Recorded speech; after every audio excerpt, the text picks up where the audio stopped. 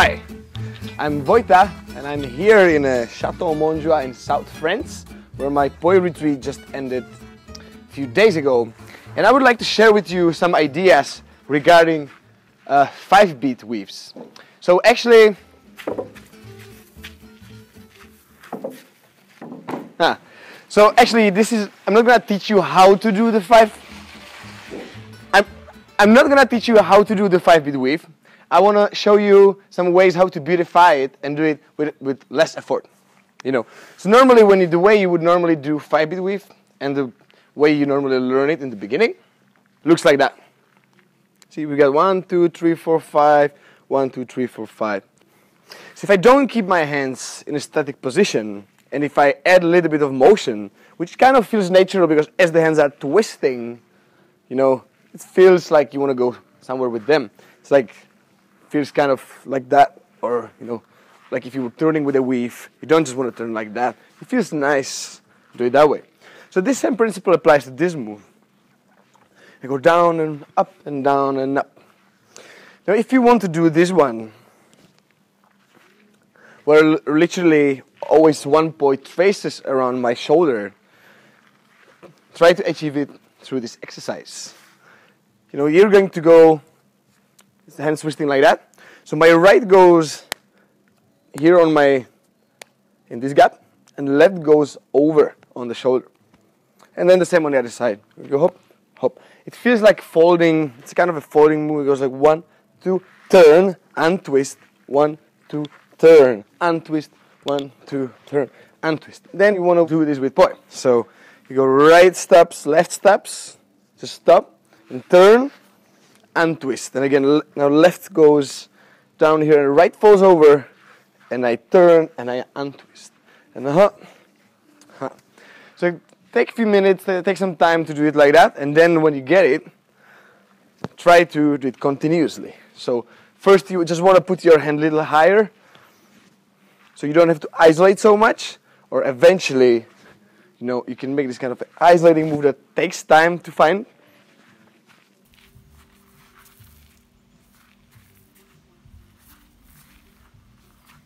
I can show just without the other hand. Goes up and down, and up and down, and up and down.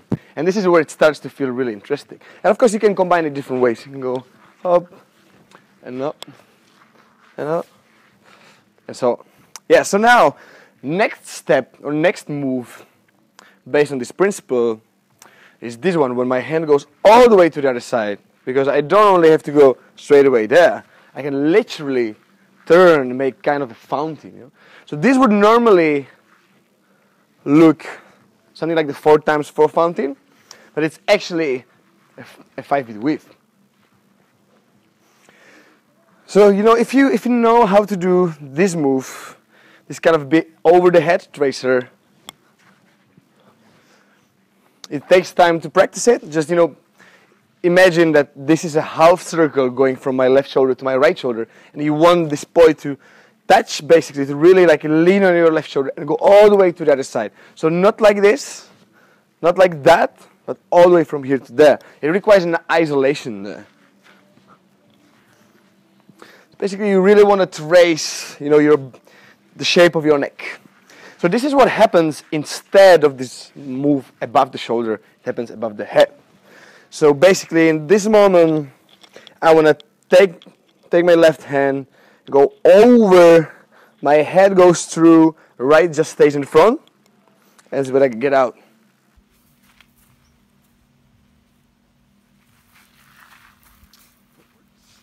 I recommend doing this with longer poi, because if you do it with too short, you won't have enough space here in this negative space for your head. So definitely longer your poi. And you can do this on this other side as well. So now it's going to be my right that normally would go like that in the move before. Now it's going to lean on my right shoulder and all the way on the other side. Up. Up. So then you can combine both. This is going to take some time for you to learn it both ways. It did take me time to learn this one for some reason.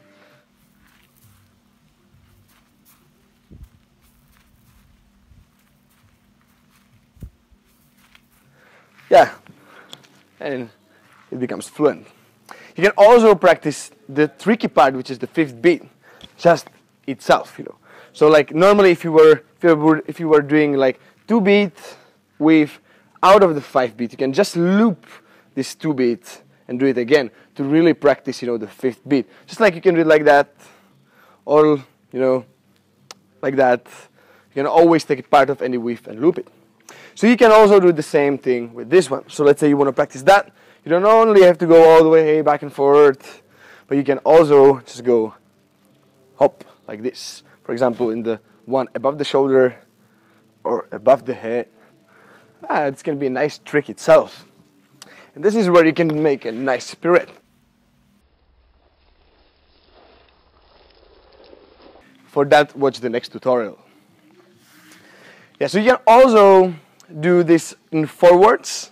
It feels less entertaining for myself, but there's a way, you know, so if this backwards motion kind of tends to go, it wants my hands to go up, the forward one goes down.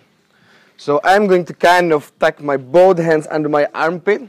This doesn't require much exercise for in the beginning. Just try to, you know, observe the motion I'm doing with my hands. It's like if I had something between my elbows and I wanted to bend it like that. And then again on the other side, when I'm crossing, I'm bending that way. And again, if I was hitting someone with my elbow, I'm going what and what. So this is a feeling that you want to get in this move. So normally this would be a normal 5 beat. This is where I put my both hands under the armpit. So once you get those two, you can start combining them. For me, it really feels like one of those moves that kind of makes sense for walking. It's that kind of a ninja move, you know. And also backwards. Yeah. So have fun with this move and watch the next tutorials where I'll show you how you can develop this into some interesting body tracing pirouettes.